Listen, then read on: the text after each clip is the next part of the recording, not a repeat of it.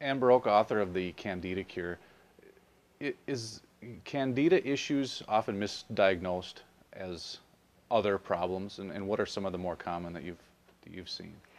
Absolutely. It's probably never addressed unless someone in the medical profession has some sense of that, and that's still very limited. So, the most common thing is anybody struggling with an autoimmune condition. So, particularly things like fibromyalgia. I mean, that's really just yeast overgrowth that's gone into the muscles. But anybody with autoimmune needs to seriously look at candida overgrowth as a core factor. And the other thing I want to mention, by the time you have yeast overgrowth, you're not just dealing with that. You have viral overload, bacterial overload, and more parasites because they all have the same environment of sugar that harbors this. So it gets multifaceted and multidimensional. But everything from even anxiety, depression, mental illness. I really do think if we did more work with mentally ill people and got them in a certain vitamin regimen and got rid of fungal overgrowth, these people would be much more functional. So everything from basic symptoms of fatigue to reflux, which is a huge issue, anxiety, depression. Once again, the yeast goes where you're most vulnerable. And so a lot of people, for the women particularly, will have a lot of endocrine disruption. The thyroid goes haywire.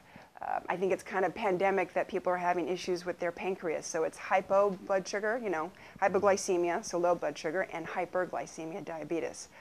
All of this is interrelated. Sometimes it's not a direct contact, but the yeast toxins are affecting these organs. So now you have symptoms, conditions that are expanding and growing from that starting point. And something that you had, and we'll talk about this more later, but multiple sclerosis as well. You wouldn't necessarily think diseases like that would be tied basically to diet.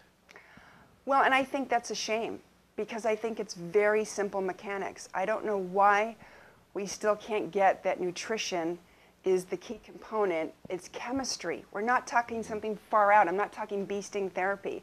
I'm talking nutrition, and these break down to vitamins, minerals, fatty acids. It's what we're made of. So I think it's the most critical thing we need to do to turn conditions like multiple sclerosis around, or any grave condition, and minor.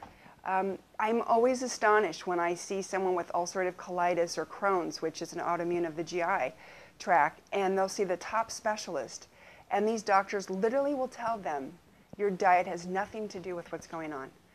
I mean, it's almost as if it's two different realities going on, and the paradigm needs to shift, and we need to start working together. There are great things on the side of Western medicine. We do need drugs. We do need surgery.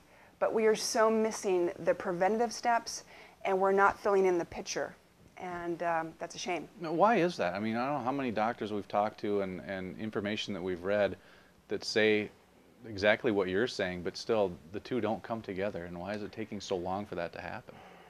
I think big pharma. It's a constitution in itself. It's a money-making machine. And unfortunately, I'd like to say the integrity is still there, that we work together. I think it's happening in small pockets. But, I've been doing this 13 years, and I can tell you, I don't see enough change. I don't see enough of the ignorance going away and some of the arrogance. And the reality is we're not deficient in Prozac. We're not deficient in Prilosec. We might be deficient in vitamins, minerals. So we're missing it, and we're doing crisis management. We're not doing preventative.